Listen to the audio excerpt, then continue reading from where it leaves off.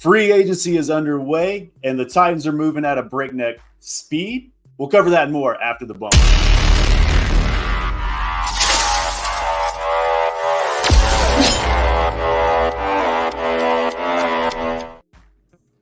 What's going on, Titans fans? Welcome back into another edition of the Morning Glory Show. Thanks for checking us out. Make sure you go like and subscribe everywhere. But I am your host, Jake Robertson. Follow me on any social at Glory Days Sports. I'm joined today by B-Will at B-Will TF TV and Jonathan Miller over at Esports Valiant, host of the All Things Titans podcast and show. Today we got a bit of jam-packed show for you. We're going to be covering the Snoomers, the Sneed rumors. We're going to be grading free agency thus far and hopping into that. But how are we doing today, boys? How are you, B-Will? Good, man. I'm good. Can't complain. I'm trying to get some traction on these Sneed rumors, man. I don't know if it goes longer, if it's better, if we get it done sooner, who knows? I don't know if, leverage and all that.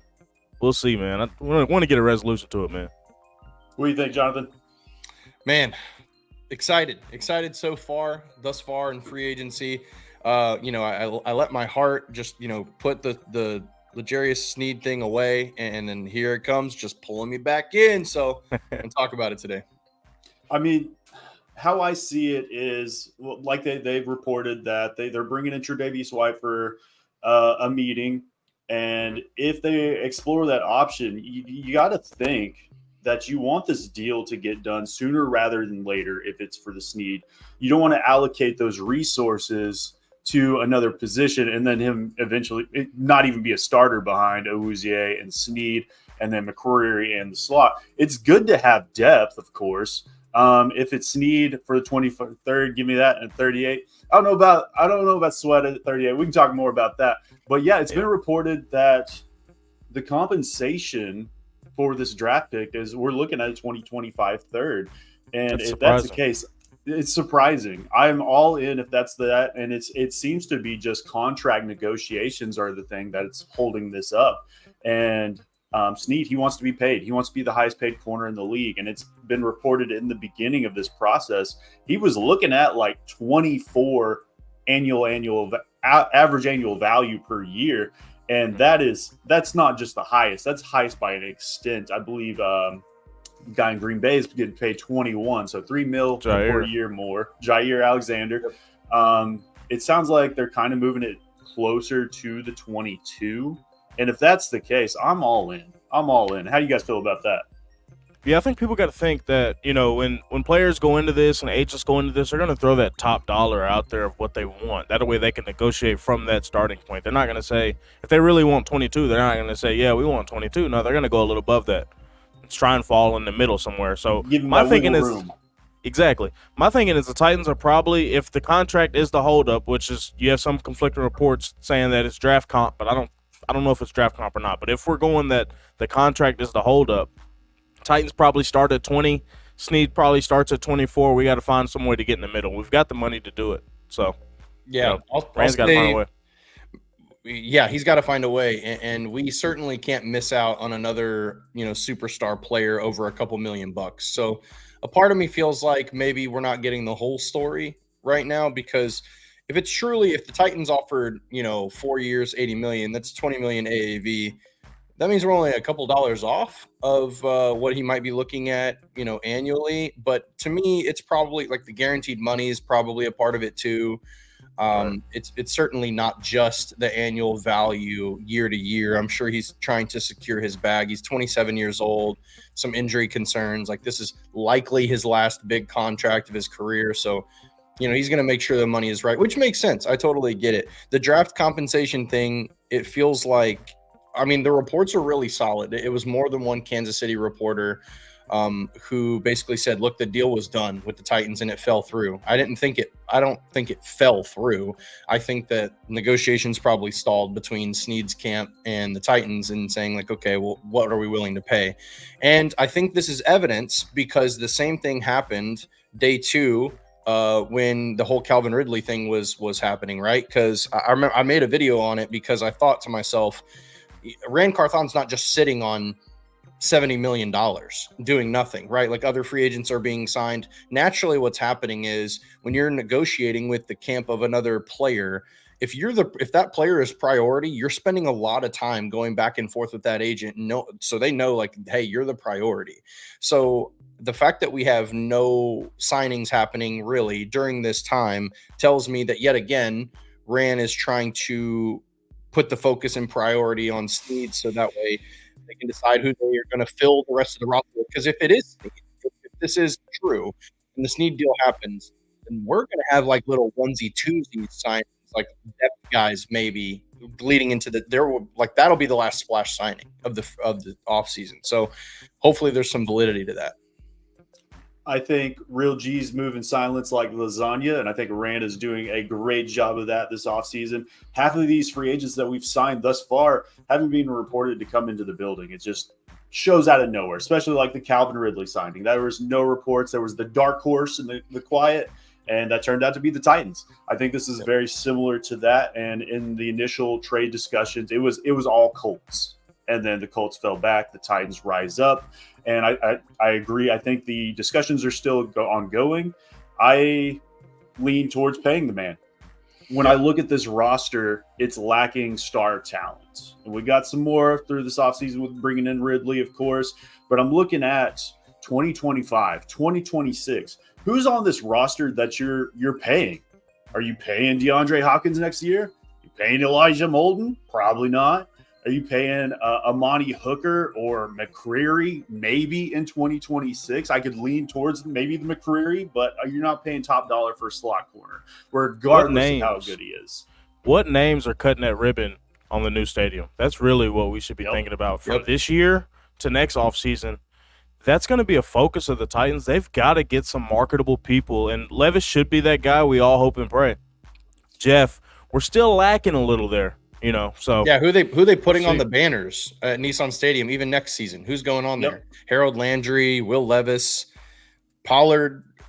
It starts to get thin. You start to run out of guys, and like I was just thinking about that yesterday. I was like, man, every season I go to the Titans Pro Shop at the stadium and check it out and buy something. And then every single time I crack some joke because I'm parking in the parking lot, walking up to the stadium and looking up at the banners, and the banners change frequently. And I was just thinking to myself, like, hey, next season when I walk up to the stadium, who's on those banners? They got to change them again. The King is gone. And so it'll be tough. Like, you don't put those assets like D-Hop on those assets necessarily because I think the writing's kind of on the wall. Maybe Calvin Ridley is the guy. But yeah, I think that's a great point. Like, looking at the Titans roster long term, you start to obviously we're managing our money this season and that money rolls over to next season. And though we don't know what's going to happen with the cap, we can safely assume that it's going to grow based off of the media deals and things that have been happening recently. And so with that makes you think okay, you want to be conservative, you want to be smart with the money. You don't want to just spend it all. But at the same time, you got to start adding some talent to the team and taking a look at the landscape of who's available and who makes sense. The big splash wide receiver probably doesn't make sense at this point. You got your wide receiver 1 in Calvin Ridley for the future, at least. You're probably going to draft wide receiver 2 or have some construction going on there in the draft this year because it's so strong. But beyond that, who can you go sign? So I think that, I am on board with going after L'Jarius Sneed, especially if it's a 25 third compensation. I know the other thing was they basically said it was either a 25 third or a pick swap of the second round this year, which in essence is almost 30 spots. Like it's a pretty large gap. So that value is third round pick value. And so I think I'd be okay with moving from 38 to 64 or whatever it is in that swap, is if it means adding a talent like L'Jarius. How refreshing is it for us to go through this offseason, go through this process, and have minimal leaks like that? A leak, and I'll be honest, and I love Levis to death, but a leak really changed the landscape of this franchise last draft. Who's having a terrible free agency? Diana Rossini. Oh, she's in shambles. All right. Like the Athletic is. She's not Mike Vrabel's pocket this year. No, she is not. Her sources are loose at best. And, it's no shade to Diana Rossini. I think it's just funny. Like the reporter game is kind of interesting too, because all the ESPN reporters are like the Colts were never in it. And then the Athletic and the other reporters or NFL reporters are like, they definitely were in it. So it's just it's funny because you're seeing like team sources are they're always trying to paint a certain narrative, right? And I have a little bit of this experience because I worked for an NBA franchise and kind of I saw from like the inside kind of how these conversations happened in real time and then how they developed to reporters. And we had a lot of reporters reach out to us. Like I remember I had reporters in Dallas reaching out to me for like just not even quotes. They were just like, hey, what's going on here? Do you know it? Can you confirm this? Like the way that they would ask questions. I'm like, dog, I'm the marketing manager for our gaming franchise. I'm not even in that building. I have no information for you, but it is They're going down the staff directory. Bro, they will quite literally hit up everybody. So I wouldn't be surprised if some of these reporters, their sources are like ticket sales people. Legit. So, you can't believe everything. It's definitely smokescreen season, but I do think where there's smoke, there's fire. And when you have Browns reporters reporting on this news that has to do like nothing with their team, I think there's some validity to it. And the fact that we keep hearing about it, like, 24 hours, there's more conversations. It feels like that it's going to happen. And there was an interesting report that I read. I don't know if it's true or how serious it is, but a report that I read came from some reporter that said that Brian Callahan thinks L'Jarius Sneed is the best corner in the game and desperately wants him. And I'm assuming that's coming from Denard Wilson as well. So if that's the case, it feels like it's going to get done before the draft. I was thinking about that yesterday. I was like, where would I rank L'Jarius Sneed as far as the cornerbacks go in today's game? Question. I had him right outside the top 5. So I didn't have him as a top 5, but if that's what you're paying to get somebody in the building, if it's top dollar, I don't mind that at all, because a year from now, like I said, cap hit's going to go up, or the cap space, and somebody else and probably 3-4 other corners are going to be higher paid than him. And do you have Jair get paid soon? Do you have Jair Alexander in that top 5? I did not. I had him below Sneed, actually. Okay, yeah, I don't remember my exact roster, but yeah, I had him right outside the top corners. 5. There's at least 2 corners that are about to get paid, in Surtain and Sauce. Oh, he's going to get broken off. Patrick Surtain II is going to get broken off. So, I mean, Ran has operated really in his tenure with the Titans. He's really been ahead of the market with a lot of his moves. The Kevin Byard move. He tried to trade away a lot of our players at the deadline. Obviously, Jeffrey Simmons contract. Whew, looks great. He was ahead of the market with the Jeffrey Simmons contract. So, getting this Sneed thing in, you know what? He might be the highest paid corner of all time when we sign him, possibly. It won't be for long though. No. Cap space is, or the cap is not real, in my opinion. But yeah, and then you brought up Diana Rossini. I mean, she said she had a tweet written out that the deal was done. Yeah, she was just waiting for the confirmation to put it out there. So I think we're close, and where there's smoke, there's fire. I think something's going to happen here soon. Within, I haven't thought about maybe the next week. I think anybody it talk to happens soon Stonehouse? if it happens at all. He's a realtor in Nashville. Yeah, yep. Why haven't we got on a realtor train yet? Yeah. With Rodgers and everybody else, we already knew if they were looking at houses, if they were at NBA, at schools and stuff. We ain't heard nothing about Sneed yet, so I don't know. that Awuzie tweet was interesting too. Like he did like the whole eyeball emoji thing, so that kind of made me believe. It was like right around like the reports coming out for Sneed potentially to Tennessee. So something tells me that like it was almost done, and they're like, okay, look, this is gonna get done at some point in the next week or two or whatever. Like let's take our time with the details. Let's take our time with the structure. The Titans kind of have to play structure police a little bit on their side, because they have to go, okay, how much cap, like how large of a cap hit do we want in 24? Can we afford it? What's the rest of our offseason look like versus that? So there's probably some due diligence on the Titans side that has to happen as well. And it wasn't just the Titans and Colts. Like there was reports that Detroit was in the mix. I think New England was in the mix. So there's other teams that could jump out and just give him a crazy offer, and then it could get done. So I'm not 100% sold that it's happening to us, but I do feel like he is going to get traded. I was having a conversation with somebody on Twitter about it. They were basically saying, well, why would the Chiefs, trade him for a 3rd-round pick? That doesn't make any sense.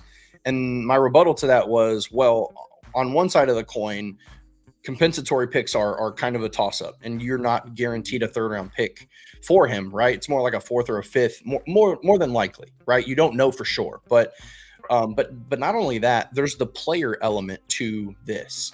And what the player element is that if L'Jarius and the Chiefs both know that there's not a long-term deal on the table for him, like, then he has to get his money. Like, that is priority number one. And they're like, well, why wouldn't you stay in three-peat and get another ring? At the end of the day, he's won a championship or two with them. And now it's time to move on and get your bag, because it's not coming from Kansas City, and that secures his family. Like, number one, the player has to look out for the player. So that's why he would get traded, because he would basically say to them, like, hey, I'm at the top of my market right now. I don't have other competition right now with other corners. So he doesn't have to worry about other corners becoming available and being competition. And he doesn't have to worry about having a potential down year that would, again, affect his money. So right now, when he has to strike, the iron's hot. And if the Chiefs care even a lick about him, then they'll do the deal, which is why I think he is going to get traded before the draft. What it's worth with the – go ahead, Jake. I was going to say, NFL stands for not for long. You could walk out there in training camp tomorrow and tear your ACL, and that market value is gone overnight. Gone. For what it's worth, you were talking about Uze with the eye emoji. I had a tweet that I tweeted of Calvin Ridley versus Sneed yesterday morning, I think. Ridley liked the tweet, so I don't know if he liked it for the Ridley part or the Sneed part. I don't know, but y'all can go to his likes and see he liked it. We'll see. Get them in the room together. That was a good video. Yeah, that was a good matchup between them, and it also tells you, like, man, I didn't before the rumors started. Admittedly, like, obviously, I paid close attention to L'Jarius Sneed this past season, and even more so in the playoffs. And man, he had an insane year. But the thing that I like the most about his game is that he has a complete game. This guy can go man to man. This guy can get in the box and shoot a gap. Like, he's like good in run coverage. Like, there's so many things that he does well. And Mike Herndon, who's one of my favorite Titans reporters, and one of my favorite just guys who talks about the Titans in general, said something actually really, really, really good about PFF and corners and just defensive backs in general. And this is the case for some positions, not all. But when you look at his PFF grade, it doesn't tell the whole story of who he is as a player, right? So, like, I think that the specifics around PFF grading for secondaries is like, you're only graded on the passes you're defending. Yep. Like, if on targets, if you lock a guy down and take him out of the play, you don't receive any point for that. Like, there's no grade for that. So there's times where he was locking dudes down and taking them out of the game, like big time players.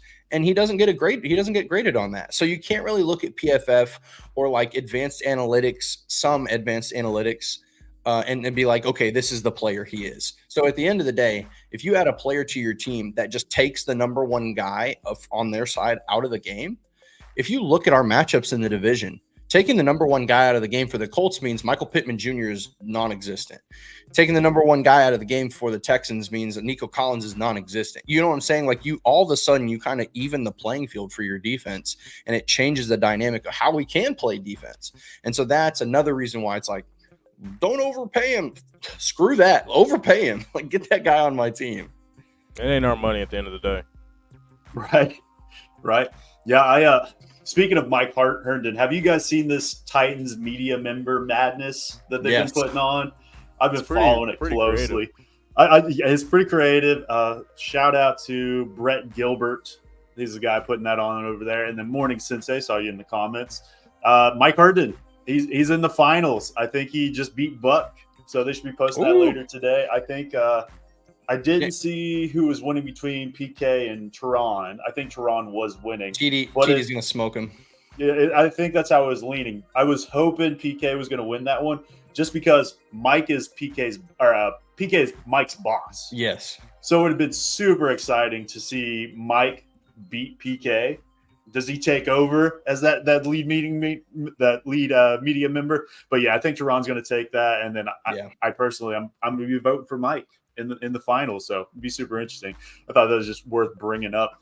But I think we've covered Sneed in depth. Let's go ahead and just talk about this free agency cycle thus far. And since we're talking about Sneed, let's go ahead and start on the defense. We just brought in Sebastian Joseph No Day. He no longer wants to be the SJD. to pair up with Jeffrey Simmons. So, in my opinion, just looking at Sebastian Joseph's career, played really well next to Aaron Donald over there in Los Angeles, and then moved over into Brandon Staley's defense over at the Chargers, where they did him no favors at all. No. It was a low.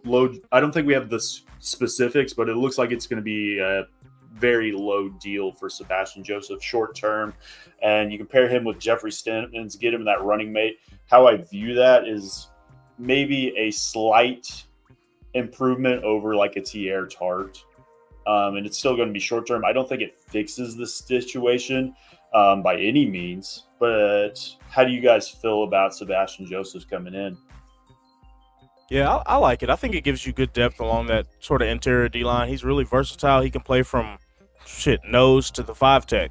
So that's going to be really important in Denard's, what we think is going to be Denard's defense because I was talking to a buddy yesterday, and I think this defense is going to be a lot closer to the old Dick LeBeau defenses that we saw, especially on third downs where guys are just standing up and you don't know where they're coming from. So having a versatile guy like that can literally play from 0-tech all the way to 5 and could probably line up outside if you really need him to or send him around the edge on a stunt. That really helps with the disguising of the blitz packages and the sim pressures that we'll have. So people say T'Vondre Sweat. We'll talk about that later on. I don't want to take a guy at 38 that really is 2 downs, like a 2-down player. That doesn't make sense, you know. If you're taking a guy at 38, he needs to be able to play all 3 downs. So he's going to be important real quick. He'll be important, obviously, and that big, heavy nose tech is important on first and second down, but you can find that in an undrafted guy or the 7th round, So, yeah, Sebastian Joseph was, I just felt like a depth signing. A guy that they really liked, had a lot of potential, found his way on the 49ers towards the end of last season and played through into the Super Bowl for them, but didn't really contribute a whole lot during the playoffs. But yeah, I agree. The whole Chargers stint with him, that defense wasn't necessarily built to stop the run. But I will say, I think that having Jeffrey Simmons next to him will help him quite a bit. He does have the versatility of a Danico Autry. I don't think he was meant to be the replacement for that. And I think there's still a good chance that the Titans draft a nose tackle that can be a legitimate stopgap in the middle, play that 1-tech consistently. But I like it just as a pure depth signing. It doesn't get me excited. I didn't wake up and be like, oh, thank God we signed Sebastian Joseph yesterday, but I am excited for the depth in that area. I'm bummed that we missed on Eric Armstead. I'm really bummed we missed on DJ Reader. I thought that would have been just an insane pairing. But sometimes you swing and you miss, and Ran hit some and he lost some. And I think that's due to when you put your eggs in as many baskets as you possibly can, sometimes that means that some of them are going to fall through. And honestly, another thing, as we grade this free agency for Ran as a precursor, is that you have to realize this is a rebuilding team and players know that. So DJ Reader or some of these other guys who are probably on, again, the last couple years of their prime, probably didn't want to spend it on a team that's rebuilding and they're not sure what it's going to be. So I think on one side of the coin, some players might see Brian Callahan, a rising star at head coach. They might see Ran Carthon, a rising star at GM. Will Levis, who looks like a rising star at quarterback, and say, okay, I see this. They're a season away. And others might have looked at it and been like, I'd rather not take that risk. I'd rather just go to a Detroit or go to another team that I feel like is going to contend. So I think that's also, as we grade, we should keep that in mind, that Ran Carthon is fighting an uphill battle in the negotiation side of things. Culture's set in those places, too. That's one thing. We don't have our culture set yet. That's a big thing with guys coming in. You're not going to go into it's like going into a job and not going into the interview process and not seeing what's at the facility yet. It's sort of tough. Yeah, DJ Reader, by all accounts, he was in Detroit regardless of money at the very start. I don't think we ever really had a real shot, even if we threw a bag at him. I think that's where he wanted to go, and it is what it is. I mean, as we build up this culture, we'll get those free agency signings, and I think Tennessee is going to be a spot for free agents in the future, but we have to get there first. Next up, we got 2 other signings, 2.5, we'll say. We'll go to the inside linebackers. They obviously brought in Kenneth Murray. And this is a guy that media seems to be pretty far down on. And by all accounts, probably right with that. Coming from that same defense that Sebastian Joseph Day came from. And then they got Dr. Gibby. They brought him back on the tender. So as of right now, that's probably your starting 2 inside linebackers. And I'm starting to get a little worried. Who is going to wear the green dot? Is it Dr. Gibby? Because as of right now, that's where I'm leaning. And if you look at, it's got to be. And you're looking at just kind of Denard Wilson in the past. I was thinking, well, maybe it won in Philly or in Baltimore. They had somebody else wearing the green dot for them. That was not the case. It was Roquan last year in Baltimore. Year before that, it was TJ Edwards in Philly. I think it's going to a linebacker. And as of right now, it's Jack Gibbons. And that scares me a little bit. Vrabel did praise him for how smart he was. So yeah, I mean, he's a doctor. He's got a doctorate. Maybe, right? Maybe Dr. Gibby is better in between the ears than he is physically, right? Because I felt like at one point early on in Jack Gibbons' career, like when he first started getting snaps for us, it was like, okay, who's this guy? Like, he's doing his thing. Sideline to sidelines, got good speed. You know, he's plugging the holes here. Like, he's doing okay.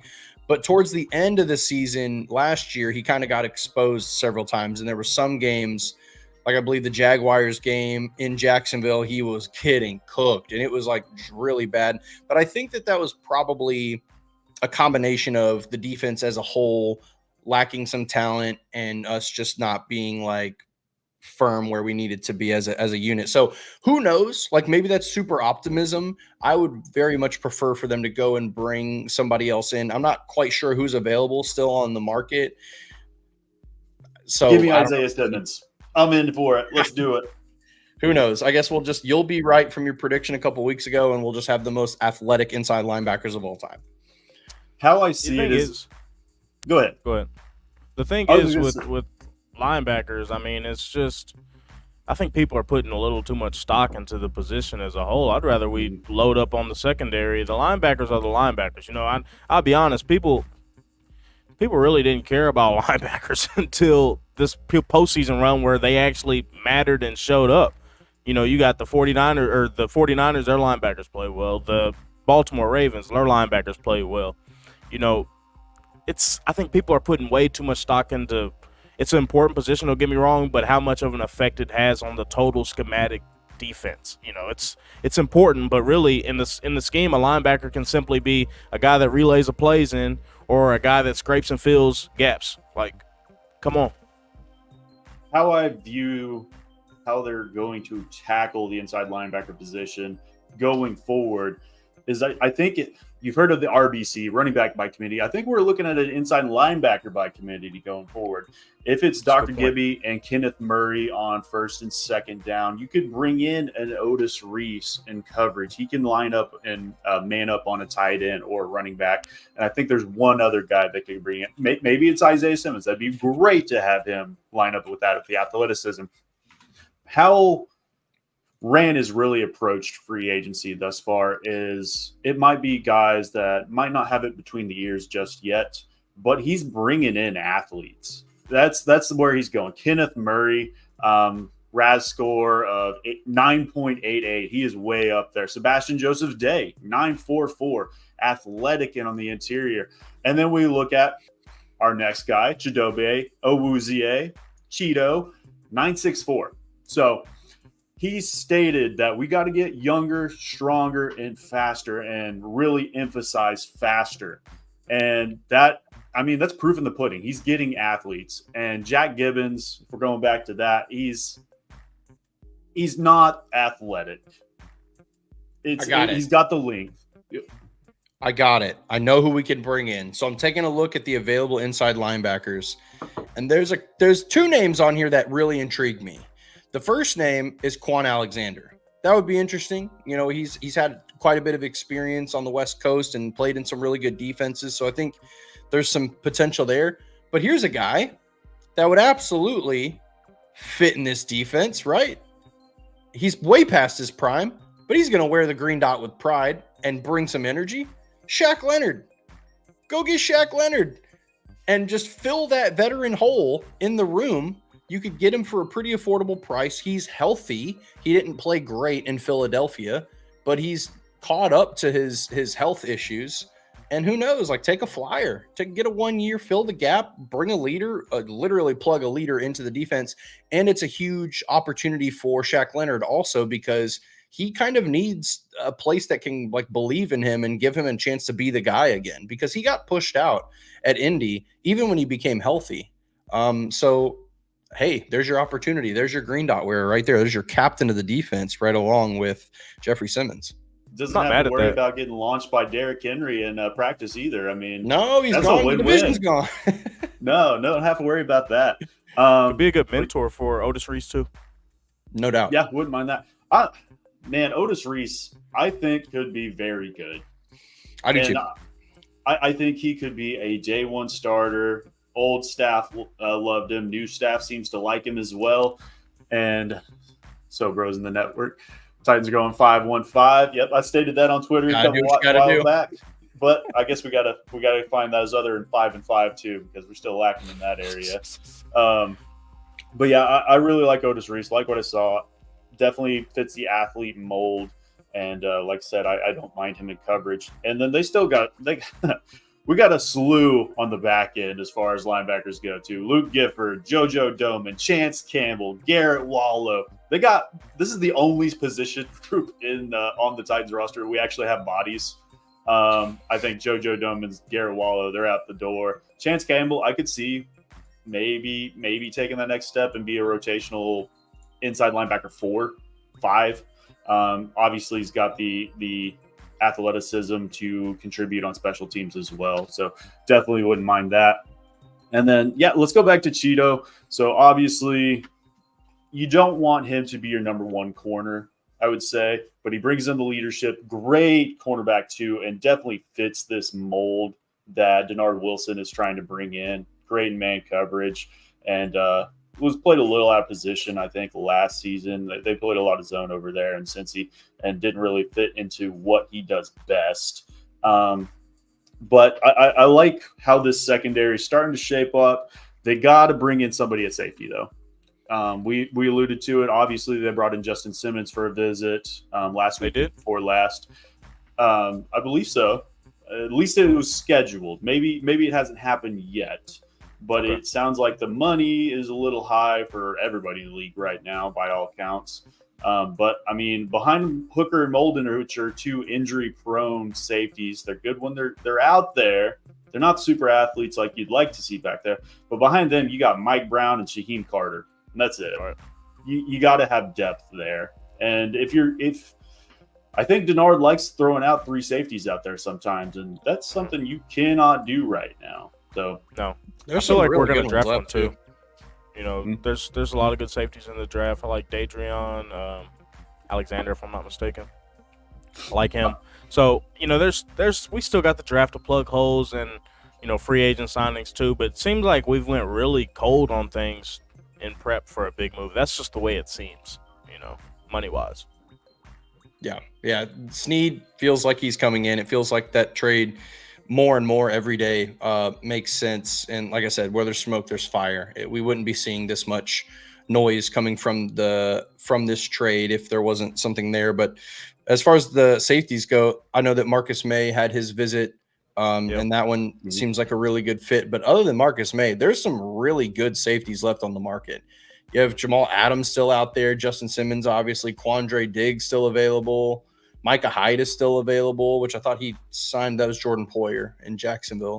So yeah, Micah Hyde's still available. I mean, there's a ton of talent still out there. Terrell Edmonds, who is on the roster, is still available out there. So I'm not too worried about it. And then Elijah Molden obviously makes sense for him to plug in at nickel on like a rotational side of things, but he's been fairly productive for us. Gets the ball, has at least one solid turnover. Yeah, I think he has the most pick sixes or like defensive touchdowns on our roster.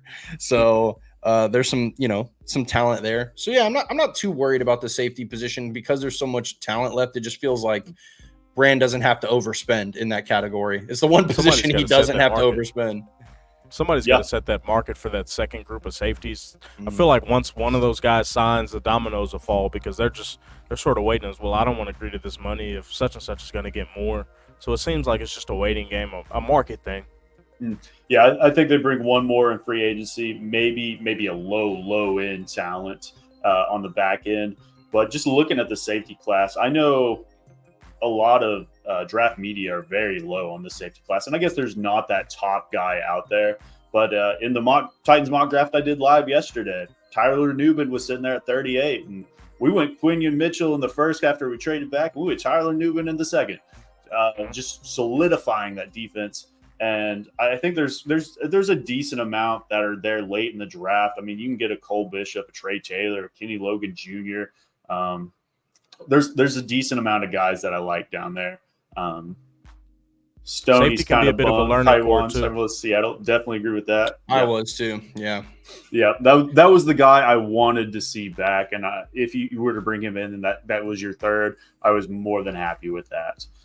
He played well for his last season and familiar with Denard Wilson's system, and then that kind of brings us back to Marcus May. That's a guy that played with Denard Wilson for quite a while. So he's going to have insight in there. So if they bring him in, I'm going to be happy with it just because I know he knows what he's doing. So I'd be fine with that.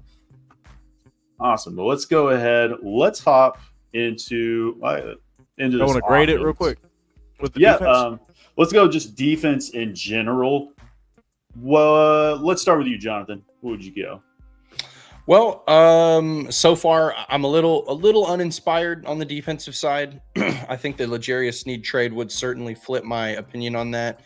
So grading the defensive additions, love Chidobe Awuzie. Big fan of Kenneth Murray, actually. I think for what he's going to do on the defense, I don't think he's supposed to come in and be the best coverage linebacker. I think he's going to fly at the ball just like Denard Wilson wants to do.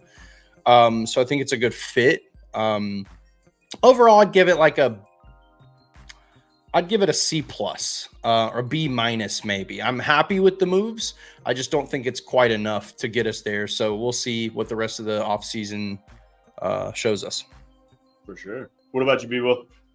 Yeah, I'm in the C range as well. I think probably like a C plus, like you said. It's just it hasn't really the Cheeto signing. We're sort of laying the foundation for this defense. You know, it's a lot of this stuff can't be fixed over one off season and then 2 months of free agency or 2 weeks of free agency even. So, you know, we still got the draft to go, but free agency wise for defense, it's probably a C right now, and I think Sneed will even take it up to probably like a B plus. You know, I'm not going to say it'll be an A free agency if we get Sneed because we're still a little lacking on the D line. I'd like to have seen us done a little more, especially at edge, because we got some guys out of contract next year at edge. So it would have been nice to sort of have a Chase Young, even though the neck injury, that sort of scared the hell out of me. I ain't going to lie. But before that, I was all in with having a younger guy on the D-line. That way we're not just hell-bent and sort of handcuffed by Arden Key for next year if he does well. There's concerns at every level, right? Like, that's the problem I have. Like, if you look at every level of the defense, you're like, oh, we need some help there, need some help there, need some help there. And that is a cause for concern. Got to solve a problem. I don't think we've solved a problem defensively exactly. yet. Agreed. Exactly. Yeah. Well put. When I look at this, and I was all in on Chase Young, even with the neck injury. Kind of thought about that, and I was like, it's going to be back by training camp. I'm fine with that. And it was reported initially it was guaranteed $13 million, and everybody was like, "Oh, that's way too much money." It seems to be pretty incentive based. I don't remember what the bottom dollar is. Schefter got it wrong. I think it's like 6 or 7 million, right? Like the new. Yeah, I think it was 7 if I remember right. Yeah, and I think that's what fans need to understand. Yeah, guaranteed is not fully guaranteed money, and you got to play with those words a lot. But when I look at this, I really like the Chidobe Awuzie signing.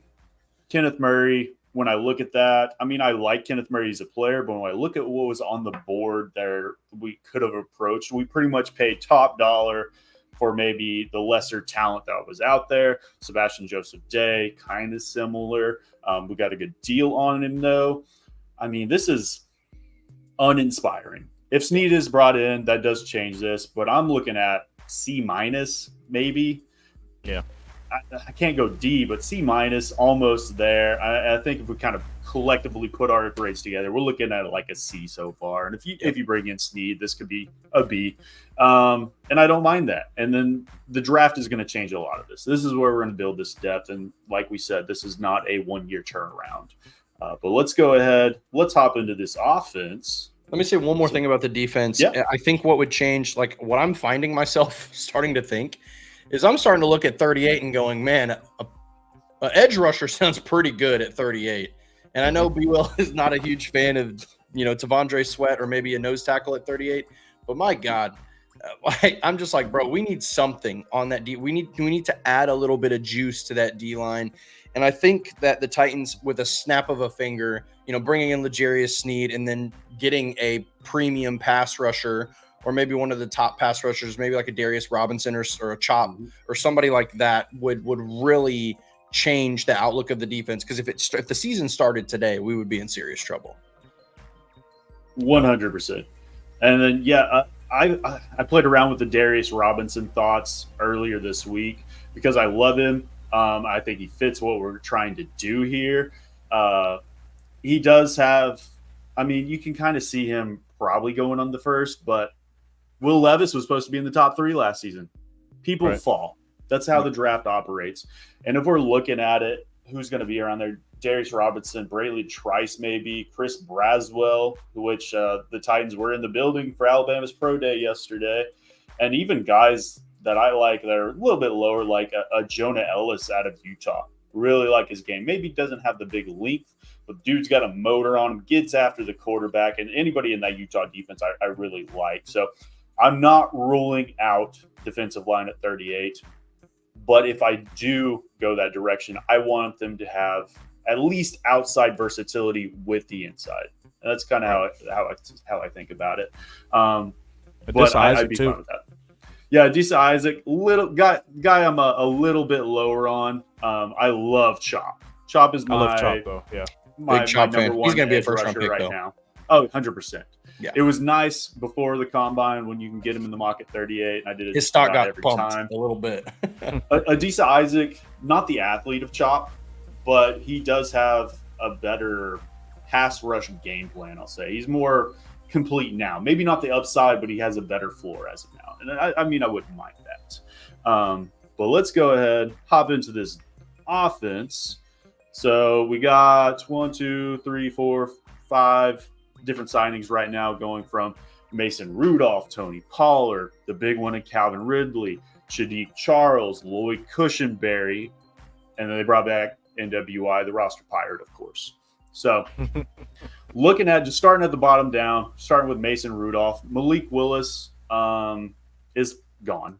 This is the way it's going to happen.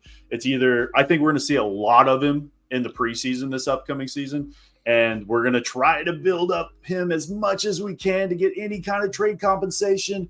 And if we see nothing, he's out the building cut. You guys see it any differently? I don't know. I think we'll probably keep him along just as a third quarterback. You always keep 3 quarterbacks. He could be He's that still emergency on a rookie deal. He's still on a rookie deal. He's got a 3rd-round rookie deal, so you might as well just keep him and try and work him next year too. Do the same thing. Yeah, I don't know if you keep 3 quarterbacks this season for sure. I'm a big fan of keeping Malik. I was pitchforking for Malik big time at the start of last season. I don't think he's a lost cause necessarily. You're paying him $400,000 this year, so it doesn't make any sense to cut. I think it makes sense to hold the roster spot for him because, like you guys said, he'll play in the preseason, he'll show some flashes, and then maybe that's enough to move him.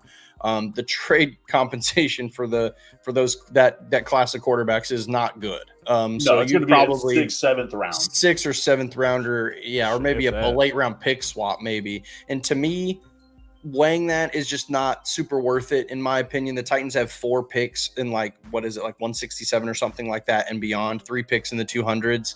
Yep. I'm not super interested in replacing Malik for that reason. The only reason why I would advocate for Malik to be gone this year is so that Will Levis can wear number 7, because I think number 7 is a better number. That's the only reason. Other than that, he should stay on the roster. Obviously, you're not extending him beyond his rookie contract, but I think he's worth it. The talent is clearly there. And now Malik, no one's talking about this because Will Levis is the guy, but now Malik has a legitimate shot to have some continuity in the quarterback room and learn, because he's going to be learning all the same as Will Levis from Brian Callahan and some of these other gurus. So the stability intrigues me. And I think that you likely won't keep Malik on the same roster if Levis is the guy. So who knows? But I think you play your hand as best you can strategically to see if you can get some value for him either this year or next year. I think it's of note that Mason Rudolph coming in is going to be the highest paid this year on the Titans as far as the quarterbacks go. Which Mason Rudolph, I followed him for quite a while coming out of OK State. I mean, he's a hometown boy for me, but I'm not an OSU fan by any means. But he's a guy that you can see come in. He has a winning record as a backup over at Pittsburgh and was better than Kenny Pickett last year. And I mean, he acquired some draft compensation this past season as well. So I wouldn't mind that. If I'm looking at Malik Willis, if he's not there, I think they could potentially try to bring in somebody at the back end of the draft. Maybe like a John Rice Plumlee at a UCF, throwing the ball to Javon Baker. Really like the athleticism there. And I think he kind of adds in something very similar. So it's a different direction they might be able to go in. But overall, the quarterback position, it's Will Levis. And this whole season is going to predicate on how he has success. We're talking about these guys in second and third place. And if they're out there any significant time, the season's probably a wash anyways, in my opinion. And that's just kind of how I see it. But next up, running backs. We got Tony Pollard, 1A, 1B with Tajay Spears. I guess you got Hassan Haskins at the bottom of the roster with Julius Chestnut as well. No, you don't. Not for long. No, he is on the roster as of now, but time is ticking. Last year was rookie deal, right? I believe so. Yeah. So still awaiting trial, right? Yeah, I think Chestnut's probably the better prospect right now, anyways. So I could see them adding somebody at the back end of the draft as well to kind of maybe supplant both of those players. We got to have a returner on this team. As of right now, we really don't have a whole lot of that. But Tony Pollard, back to him. I like the deal. Initially when it came out, didn't. But obviously, there's always more specifics than we know initially. But Tony Pollard, Tajay Spears should pair very well together. Obviously, Pollard coming off the injury. Came on down the stretch. Really liked him there. The Titans did schedule a visit with Marshawn Lloyd. Really? I love Marshawn Lloyd at Senior Bowl. I thought he was going to athletically test better than he did, which will knock him down a little bit. But I mean, he was looked at as on some boards as RB1 coming out, which I never saw it like that. But he's a dude. He can catch the ball in the backfield, and he fits this mold of the Spears Pollard 49ers backfield. Maybe not the top end speed, but it's a dude that they could maybe bring in the 4th, 5th round. And Rand has proved that he's not afraid to take a running back in the first 3, even if you don't need him, if it's best player on his board. But yeah, how you guys feeling about Tony Pollard? Yeah, I like the Pollard deal. I just, I'm really excited about having the versatility in the backfield and them being similar profile backs where we don't tip our hand. I alluded to that before, but that's something I'm really, really excited about. And it's not like they're similar profile and there's a drop-off between them. There's not a drop-off between the two. You can plug either or in. Yep. One is gassed. The other one can come in. They're both catching the ball out the backfield. Pollard a little better than Spears. But I'm really excited to see what the running back room does. I mean, it'll be a good little safety valve for Levis. So I'm excited about the running back room. Yeah, I'm more excited for the signing than I thought I was going to be. When he was signed, I was, especially as like basically the first player in free agency to kick off tampering, to be like, yeah, he's signing with the Titans. And obviously it made sense from like a hometown standpoint. He's from Memphis. A lot of his family lives here. So getting closer to home, seeing the opportunity with Derrick Henry leaving, like it all made sense on paper. But I think it might have actually been B. Will's tweet that I saw and read that and went, you know what? That actually makes so much sense, because we have, for the past several years, have been complaining that our offense is just very one-dimensional. When Derrick Henry trots onto the field, you go, okay, here we go. And when he trots off the field, you go, okay, here we go. Like we know what's happening. And we know this is the case because I think it was Zaire Franklin and maybe EJ Speed, I think, the linebackers for the Colts, they have a podcast. And they were talking about, they literally were talking about it on the podcast. Like, yeah, oh, here comes Derek. Okay, we know who's getting the ball. Like, time to stack the. So, like, look, in 2019, you're doing that big run in the playoffs, and Derek is just absolutely manhandling every defense he plays against. I get it. Like, that should be your identity. He's the king. But at a certain point, like, you have to adjust and you have to adapt, and we were unable to do that with Derrick Henry. So that was the thing that got me the most excited about the Tony Pollard signing, is that I was like, okay, you're not going to telegraph your hand when these guys come in and out of the game, because their games are so similar, and in theory you should just get a fresh body and the offense should be able to click at the same rate of speed or the same efficiency. So that's what got me excited, is I think that makes a ton of sense. Tony Pollard is a very, very dynamic player. And if you look at like the last calendar year for him, I mean, it was that leg injury was serious. Like, that was a really big deal. And so for him to come back and still play, maybe not at 100%, like, he came back pretty quickly, made it back in time for the season. And that Dallas offense was kind of weird for him that year too. So I think it makes a ton of sense. I'm really excited about it. Yep. We got TNT, Tony and Tajay. It's dynamite. But then hopping into the wide receivers, obviously biggest signing we've had thus far, Calvin Ridley in the door. And this is a guy that hasn't played football a lot in the past couple of years. And similar to Pollard, was coming on strong there towards the end of the season. Yards per game consistently went up down the stretch. Those drops cleared up as well. And then they brought in NWY. So we're looking at DeAndre Hopkins, Calvin Ridley is your 1-2 punch. Then you got maybe Burks, maybe Phillips on the back end, NWY. I mean, they've got depth at the position. You need one more body, in my opinion. I don't think it comes to free agency, though. I guess they could maybe, if they were to like maybe trade Burks, they bring in a Tyler Boyd on a one-year deal, be fine with it. But obviously Hopkins in the last year of his deal, you got to find somebody else. I don't know if it's at 7. I don't know if it's 38 or a little bit later, but we're seeing this offense start to come together a little bit, and I'm liking what I'm seeing here. Calvin Ridley, if you guys watched the OTP with him on there, this guy is a dog. Great, man. Seeing him tear up talking about his mama, love it. I love it. So I think we might have one of the best 1-2 punches in the league at wide receiver now, but it might not be for long. And if we're going 1-2-3 punch, it might be one of the lowest. So, I mean, you can see that a couple different ways. But as far as Calvin Ridley goes, I'm super high on it. Do you guys see it any other way? Any hot takes? Man, so with the receivers, it's something we alluded to when we were talking about the defense of solving problems. Ran has solved a problem. So, that's something I'm really excited about. We've got a receiver room, and I'm still wanting us to take a receiver at 7, honestly, because D-Hop's not going to be here. At 2 30-year-old, well, Ridley's not exactly 30 yet, but 2 30-year-old receivers should not impact or take you or not have you drafting a blue chip receiver at 7, especially if it's Neighbors or Odunze. I have them in the same tier. I'm still taking them there, and that just solidifies the offensive or the wide receiver room. So, I'm really excited about the Ridley signing, though, man. The more I look into him, the more excited I get, and you can't really say that about a lot of signings sometimes. But Ridley, the more you see him in interviews, the more film you watch of him, it just gets even better, man. And I'm excited to have him. I'm more excited to see him in training camp than I am anything else, to be honest. See just how his raw speed is in practice, stuff like that. It's gonna be fun to watch, man. Yeah, what gets me really excited about Calvin Ridley is that, like you said it best, B. Will, like, it solves a problem. When he was signed, I started going, okay, like, I think we were all in agreement. We were like heavy wide receiver at 7 leading up to that signing. And then after that signing, I still think I find myself falling in that category for the same reason that you just explained.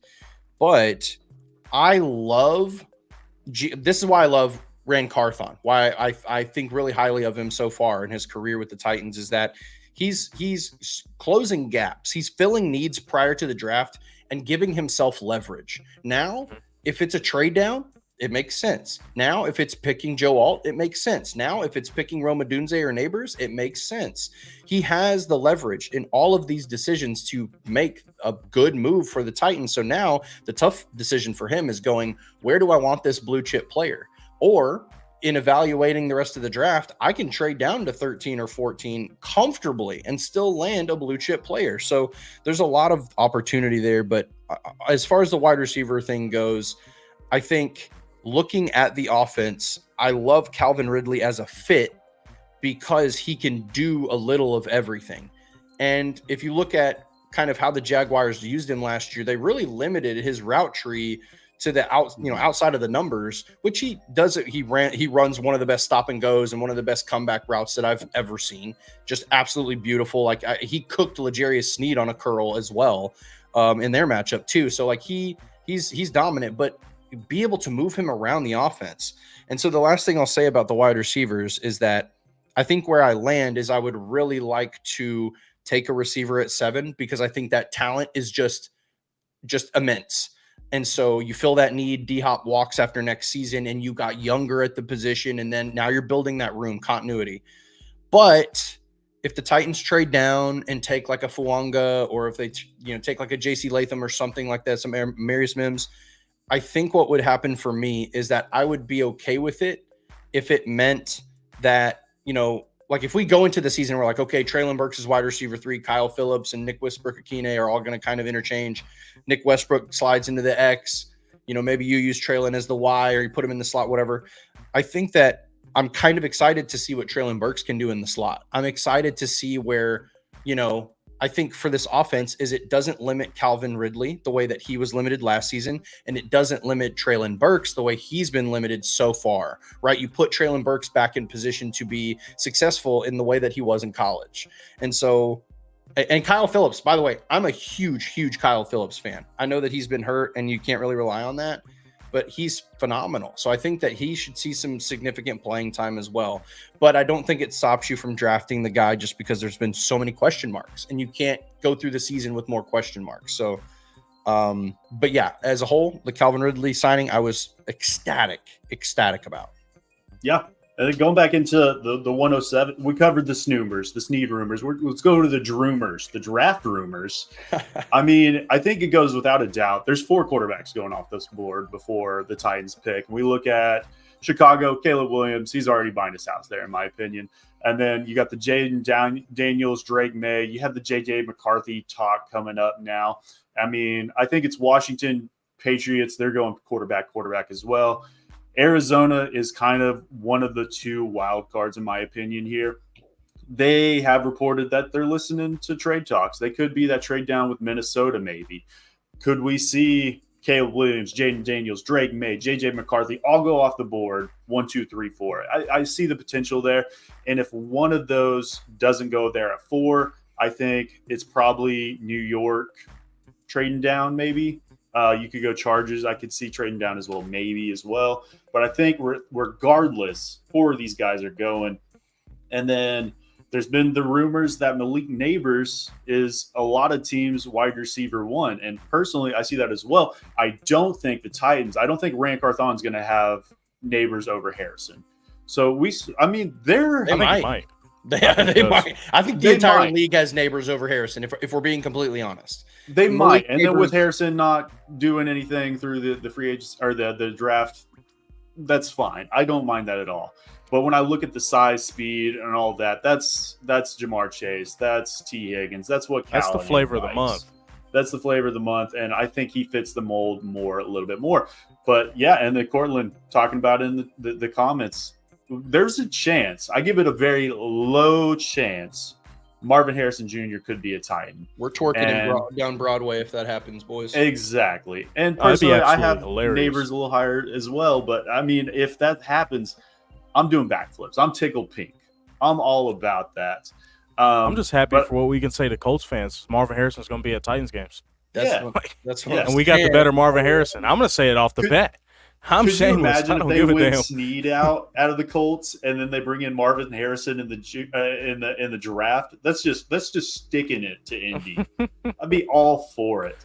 But I mean, even if that doesn't happen, Neighbors is going to be on the board. Alt is going to be on the board. The Titans are in a win-win situation. Rand can't mess this up. I'm always team trade back, as I always will be, and even if I'm in the minority on that. But if they do stick and pick at 107, we got a cornerstone on offense, in my opinion. I don't mind that at all. Then look at the receiver room after that. Yeah, then look at this then offense. It's number one, in my opinion. Number one. Well, we're doing backwards. That's what kind of leads me. This conversation is so interesting, and this is probably a whole nother show, so I'm going to be completely brief, and I'm sure we'll talk about this a million times before the draft, but that's why Odunze at 7. Let's be honest. Can we be real for a second? The choice that the Titans are going to have is it's going to be Joe Alt versus Odunze. That's going to be the real choice. That's what's going to happen at 7. And what is really intriguing is that when you look at a lot of these like national media mock drafts, and they all have Rome Odunze falling to Chicago, they go, look at this wide receiver room. Is there a better room in the NFL? You got Keenan Allen, you got DJ Moore, now you got Rome Odunze, and blah blah blah blah blah. And I'm thinking to myself, if the Titans take Rome Odunze at 7, then you're saying the same thing. Is this not the best wide receiver room in the NFL, or at least has the potential to be, right? So when you say that, I'm thinking to myself, like, okay, Joe Alt obviously is an incredible talent. He's going to be a bona fide, all-pro through his career. But because of the insane talent at tackle, and because of who our offensive line coach is, and because of all the things our head coach and our GM has said to national media in the past month, leads me to believe that they're going to go get an incredible talent, blue chip talent at wide receiver.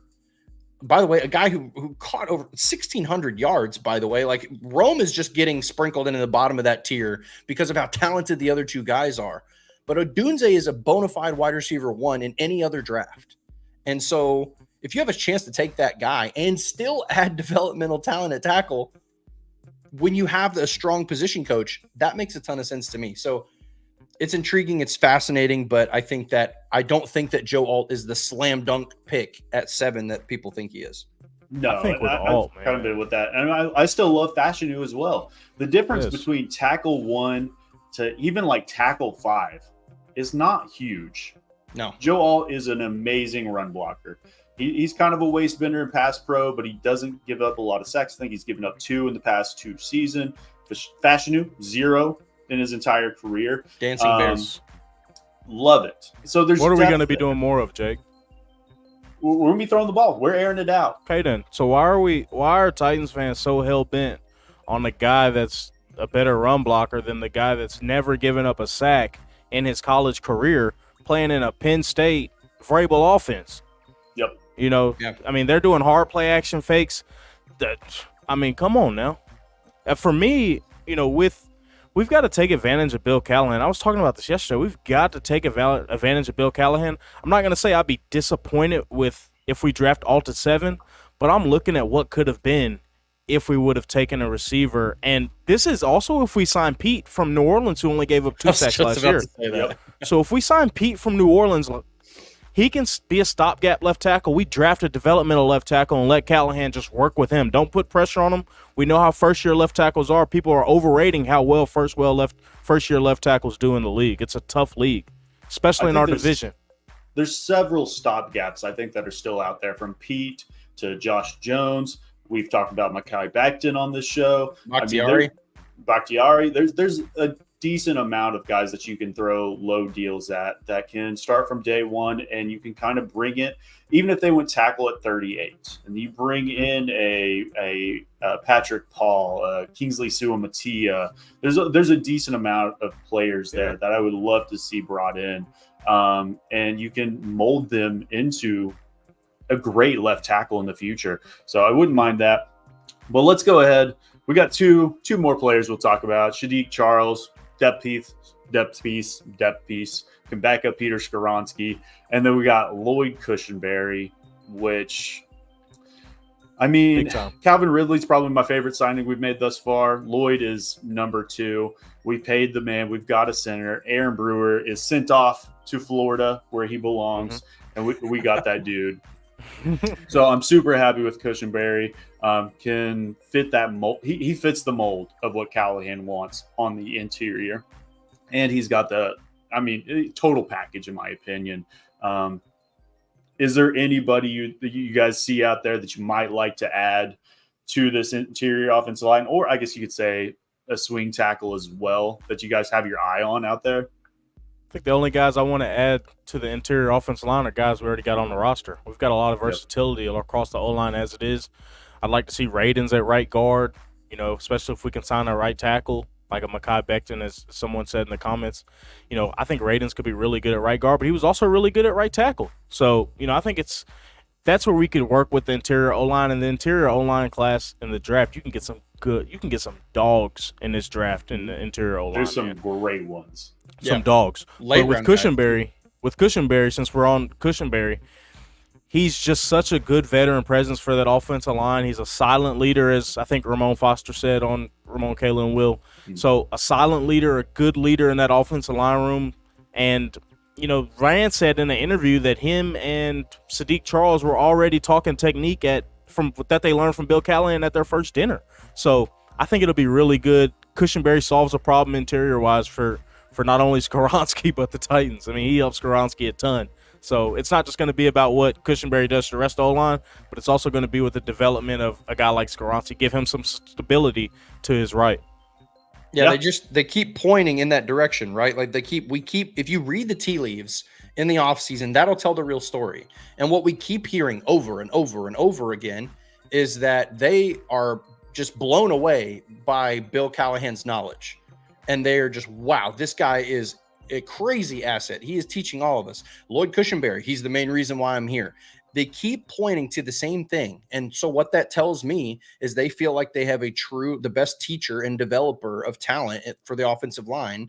And so they're going to add raw talent to that roster and let Bill Callahan get to work. So yeah, I think we're going to see some major improvements on the offensive line just already where we're at. Lloyd Cushenberry, to speak on his game, is incredible. I mean, this guy is a stud. He's like 6'4", something, like just absolute brick house. Really, really great in pass pro. I think the one area of his game where he can improve is kind of getting to the second level reliably in the run game. But is an absolute anchor in the middle of the offensive line. So I think it also helps, if it's Brunskill or Radens as a right guard, or whether it's, Sadiq Charles, whatever, like he makes those two guys better.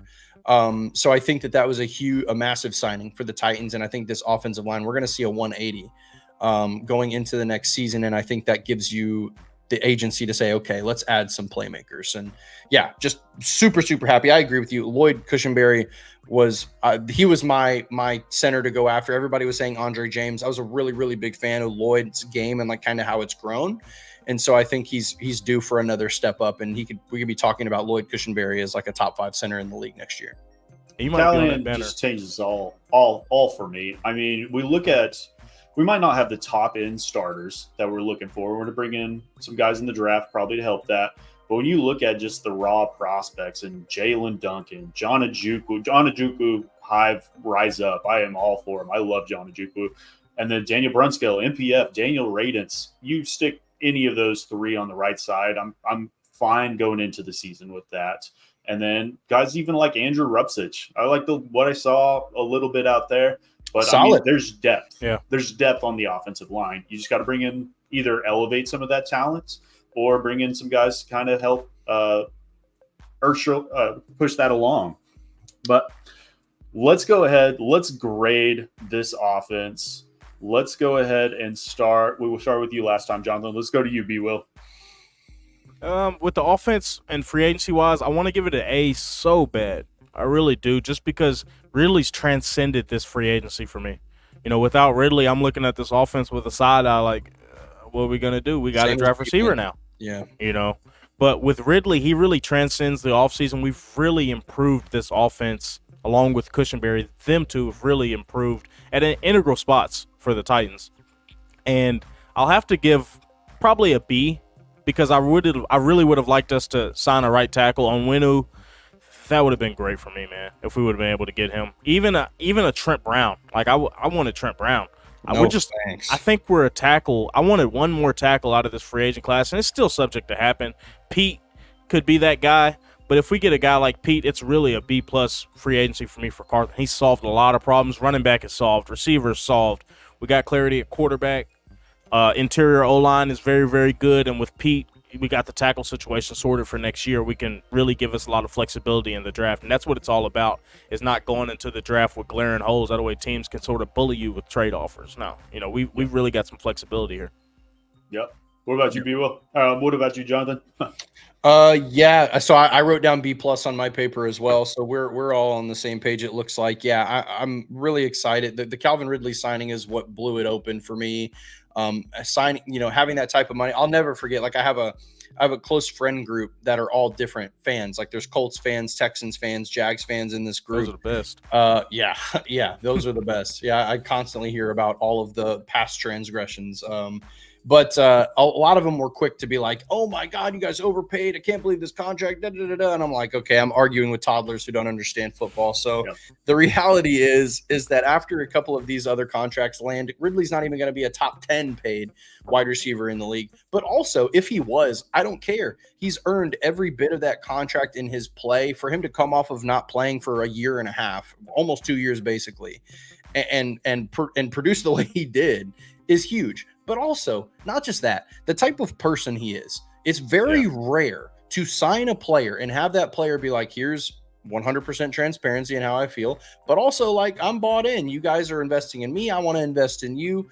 Being able to have that in the wide receiver room, in addition to DeAndre, is just huge. Like having that, I saw Cortland say something about it, like bringing in young talent. You have D-Hop still there. You saw what D-Hop has been doing with Treylon Burks. And though we didn't see that translate onto the field last season, I think we will this year. So again, just a ton of talent added. The offensive line is looking great. I would argue that the bigger free agency signing was not only Brian Callahan, but you get Bill Callahan with him. That's going to pay dividends in the long term. Rand's done a great job building the personnel along with his staff. And yeah, so it's an easy B+ for me. Can't quite go A. I think maybe we land a legitimate tackle, we would be there. I think by the end of free agency, or as we're looking at the offseason as a whole, how a couple of things shake out. Like if L'Jarius Sneed comes this way, if we land a Roma Dunze or a Neighbors at 7, or Marvin Harrison Jr., and we get a tackle that we feel good about potentially starting,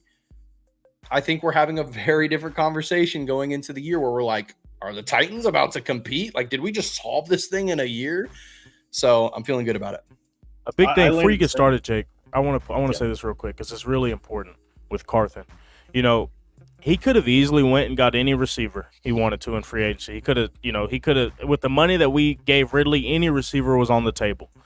But a big thing that people aren't talking about, I think, is Ridley's character fit in this receiver room with DeAndre Hopkins. Yes. They both work out together already. Carthon could have just got any receiver and it's like throwing a flathead screwdriver into a Phillips nail. No, this is a fit in this wide receiver room. They have continuity together. They work out together. We're not going to have drama in the receiver room. They're going to push each other. They're both grown men. That's a really important thing that I think Carthon doesn't get enough credit for doing, man. Yeah, and I see it very similarly. I couldn't quite go A. I debated on doing A-, but it's a B+ for me too.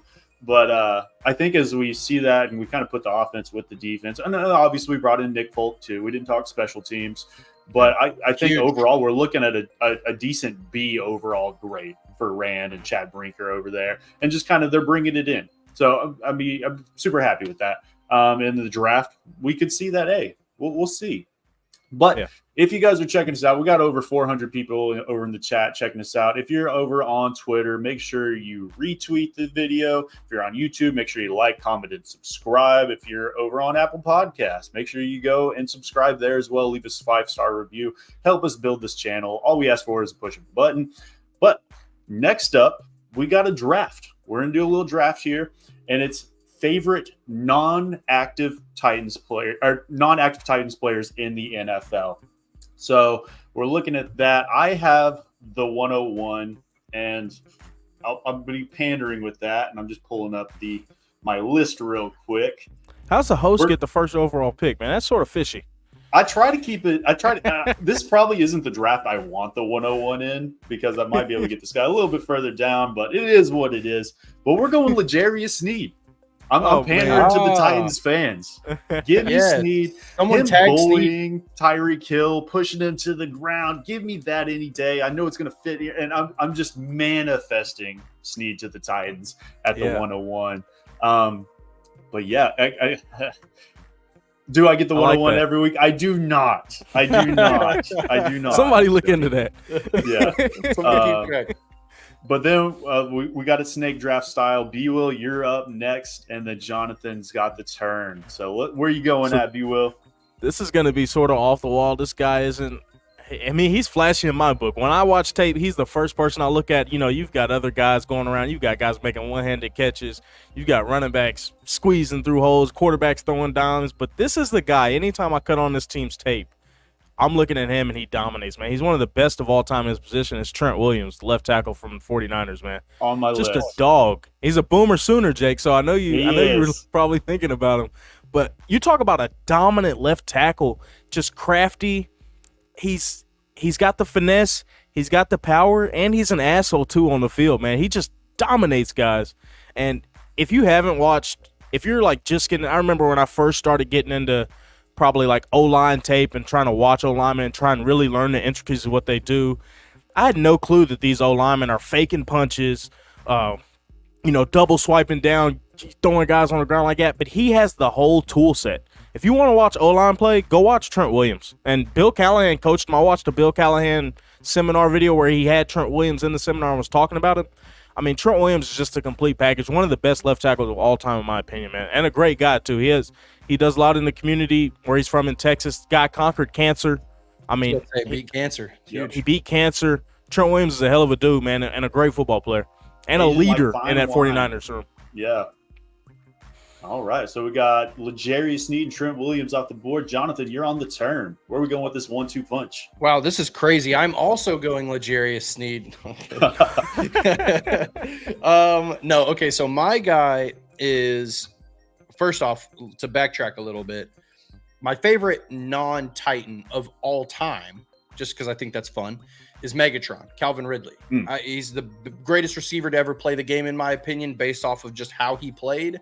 It was an absolute treat to watch him play. I was also at the Titans game, that insane game that went to 40-plus points where Nate Washington had that crazy catch and Megatron went crazy on our defense. It was so much fun. So to witness that greatness was amazing. Now, my pick for my active player is somebody that, man, this guy is just so cool, bro. Like, it makes me mad. I want to root for him, but I can't because he's also in the AFC and causes a lot of issues for us. Has put a dagger in us before, but we've done nothing but keep him on the ground. But he is just too cool, man. And I'm going with Joe Burrow, Joe Shiesty, Joe Icy. Yeah, Joe Cool. Just, bro, he just oozes swag. He really does. And I think he's an awesome player as well. He's going to be, in contention for being one of the best quarterbacks in our league for a long time. And quietly, I root for him.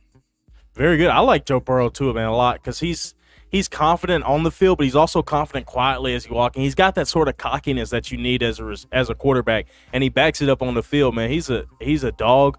I'm eager to see what they do in Cincinnati because if they don't have too good of a year, I think Taylor could be on the chopping block with as much talent as they have there, honestly.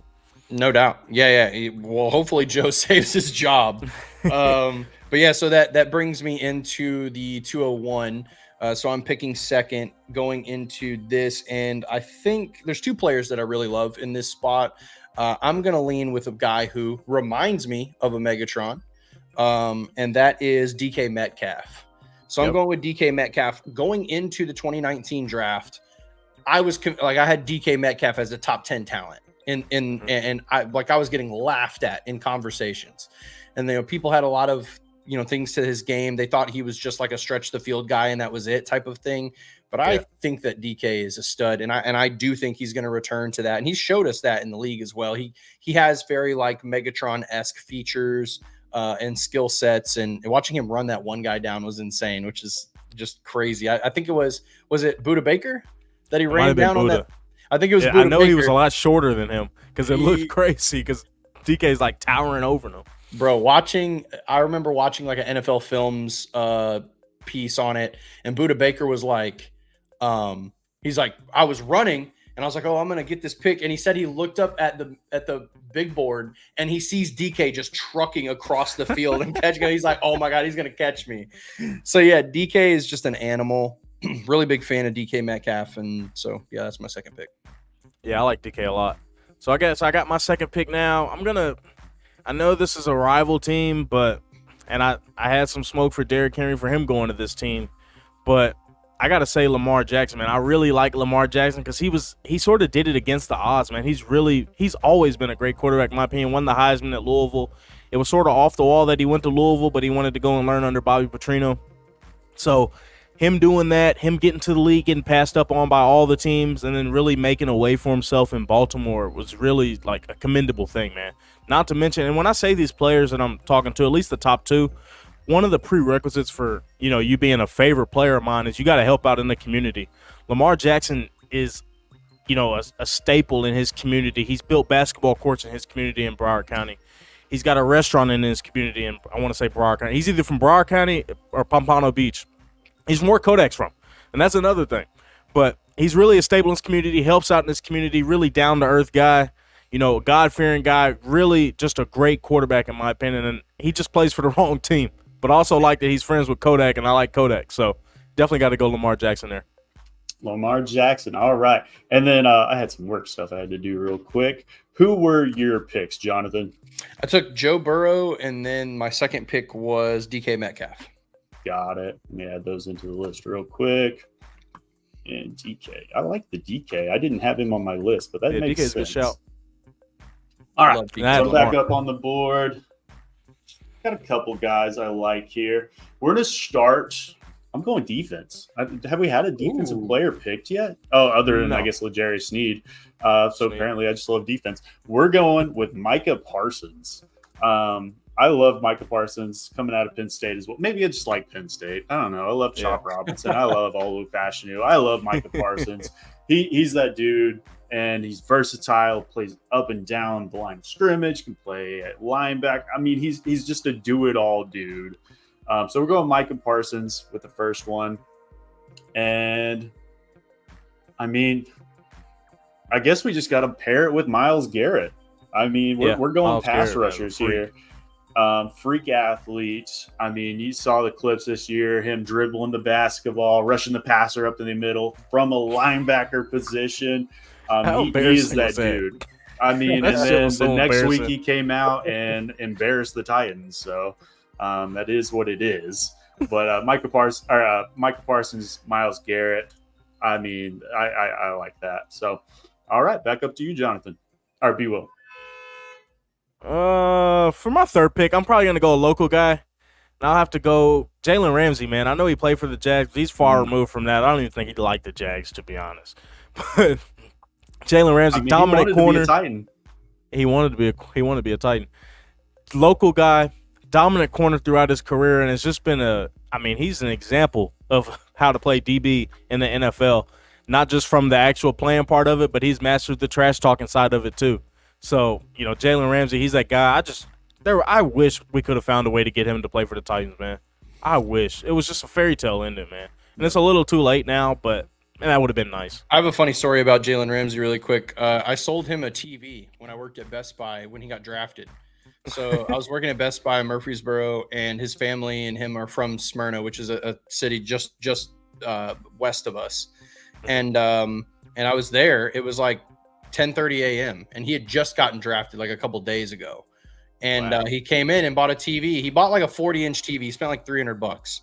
But it was really cool to get to talk to him, and nobody knew who he was. And I was like, bro, that's Jalen Ramsey. And everybody's like, oh, okay, whatever. I'm like, bro, he was a star at FSU. How do you not know who this is? Like, he's from here. But yeah, he's a cool dude. Big fan. Love it. So you got Jalen Ramsey, Lamar Jackson, Trent Williams. I mean, that's a lineup. All right, man. All right, Jonathan, you got 3 and 4 coming up and finishing it out. Man, I really wanted to say Kevin Byard here as a loophole. I almost did too. But I'm not going to. That just goes to show like how much I love Kevin Byard. He's huge for the city of Murfreesboro, and he's been amazing. But I won't do that. The player I'm going to pick here is going to throw everyone off, and it makes no sense. As a matter of fact, he's almost mostly hated. but I loved his personality and him as a player coming out of the draft. I rated him, I had him much higher on the board than what he went. But he's hilarious, but he's a stud, bro. And if he doesn't mess up his career, then he's going to have an amazing career. And that's George Pickens. I love watching George Pickens, man. Bro. He's just funny. And he's uber talented, way more talented than he seemingly almost doesn't care. And that is upsetting because he could have an insane career. So George Pickens is high on my list just because I loved him out of Georgia. Loved his value going into where he was selected and thought that he landed in a really good spot. And who knows? Let's see Russell Wilson. He should have a big season loading as long as he doesn't shoot himself in the foot. This last pick is so tough because a lot of the guys that I like have already been selected. But taking a look at the board, like I probably would have taken Aaron Donald here if he hadn't have just retired. Yep. But he just retired, so here we are. I'm going to go with a guy who is, again, kind of like overlooked. A lot of people don't have him super high in his position group, but I like him for a couple of different reasons. One, he was, again, really high on my board, him coming out of the draft. He was selected in the second round. I thought he had the talent to be better. Jake will be very familiar with this guy. He played for your school for a little while, and that's Jalen Hurts. Yep. Jalen, just a really great guy. Like I feel like he doesn't really fit like the city of Philadelphia in terms of like how they go about their business as a fan base.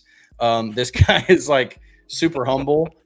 Even when he was crushing it and had arguably an MVP caliber game in that Super Bowl. And still was super humble, accepted all that blame. He's just got all the intangibles to be a franchise quarterback. If he can, keep it together and maybe get over the hump, then I think a lot of opinions will change on him. But I'm a big fan of the person Jalen Hurts, and I thought he was uber talented coming in, and he's shown that thus far. So we'll see how his career develops. I definitely agree with him not fitting the Philadelphia atmosphere. This is, if I think about just leadership from the quarterback position in college, he's the greatest I've ever seen.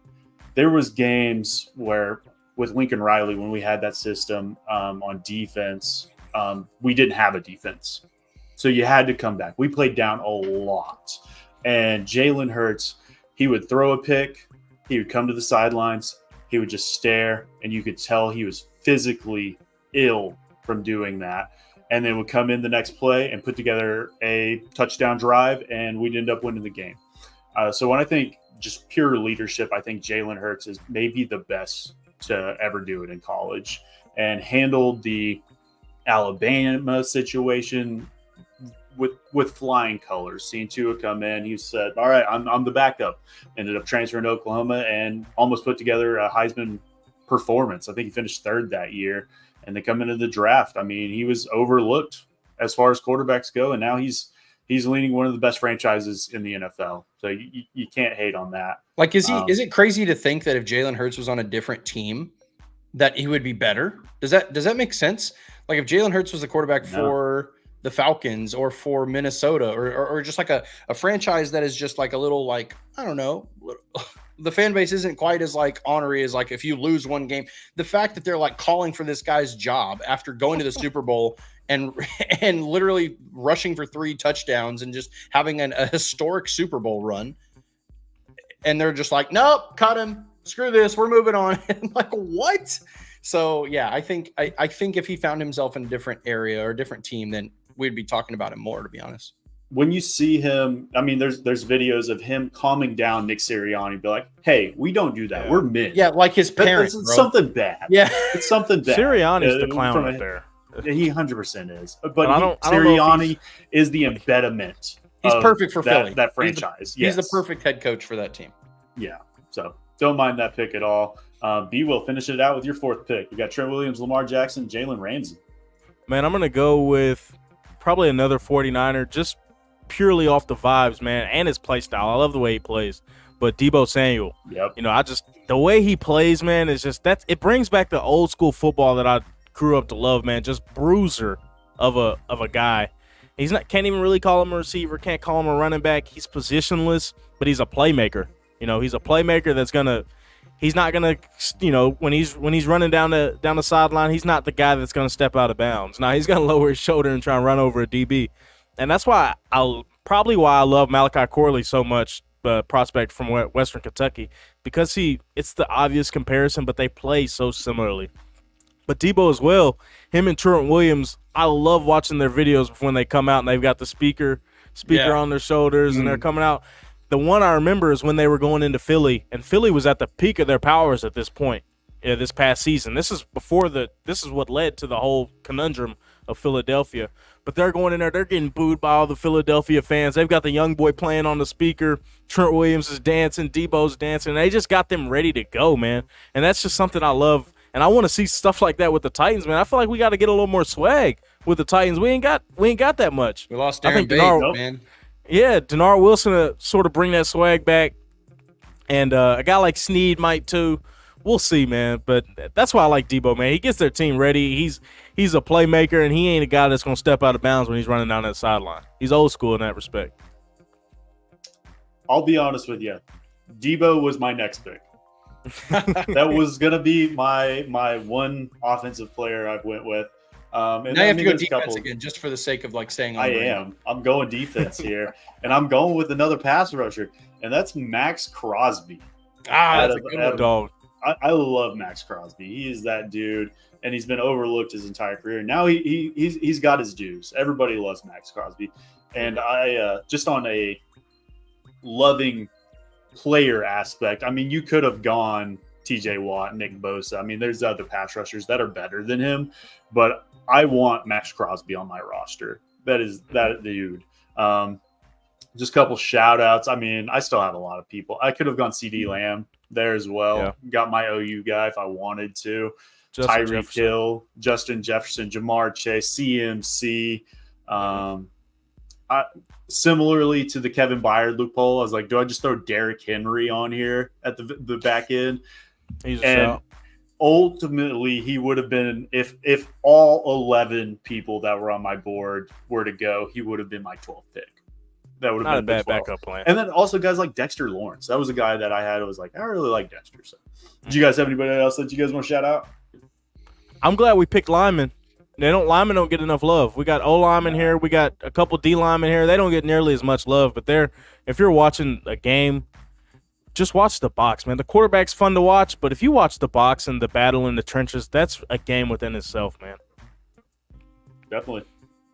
I think we put together a good little list here. We'll throw it up to you wins. I think Jonathan's on a roll. I think he's got the two last wins, so we'll throw up that poll. I'm not winning this one with George Pickens on my team. So we'll see. I just picked guys that purely I like. Yeah. I probably should have went with Chris Jones, my last pick. I'm gonna regret this one. It's all good. Nah. I think it would be good. I think this would probably be the closest one we've ever had. Hopefully that L'Jarius Sneed pick panders to this fan base just a little bit. But I think we put on a great show, guys. We've been going for over an hour and a half at this point. If you guys checked us out, make sure you head over to YouTube, like, comment, and subscribe. Go check us out on Apple Podcasts. Check us out on Spotify. Check us out wherever you find your stuff. And we'll check you guys out next Thursday. Same time, same place. Love you, mean it.